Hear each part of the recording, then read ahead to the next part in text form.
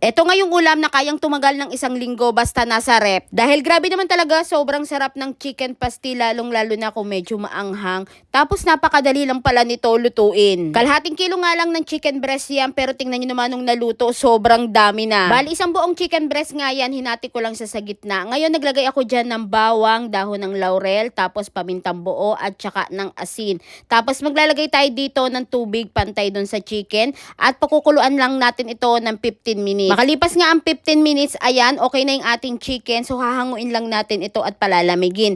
Tapos, yung pinakang sabaw nito, ayan, itabi lang muna natin kasi gagamitin din natin yung pansabaw mamaya. At kapag malamig na nga yung manok, pwede natin siyang himayin. So, ganyan lang yung gagawin natin. Hihimayin lang natin siya ng maninipis. At ayan, tapos na nga, tingnan nyo naman, diba? Sobrang dami na niya nung nahimay natin. So, okay na yan. Ngayon naman, magagayat na tayo dito ng bawang. So, 2 buong bawang yan. Tapos, 4 na peraso ng sibuyas, yung maliliit lang. So, gumamit na rin ako dito ng food processor para mabilis lang yung paggagayat ng ating mga bawang sibuyas. Pero kung wala naman kayo, pwede nyo namang manu-manuhin basta i-mince nyo lang siya. Sunod naman ay naglagay na ako ng 1 cup ng cooking oil. So pinainit ko lang siya, kahit anong cooking oil yan, pwedeng pwede. Tapos inuna kong igisa yung bawang. Kapag medyo malambot na yung bawang, nilagay ko na yung sibuyas. Tapos ayan, medyo pa-brownin lang natin ng kaunti. Tapos pwede na rin nating ilagay dito yung hinamay nating chicken at hahaluin lang natin ito ng maigi. Pagkatapos mahalo ng maayos, pwede na tayo ditong maglagay ng mga pampalasa. So, naglagay lang ako dito ng paminta, mga 1 teaspoon.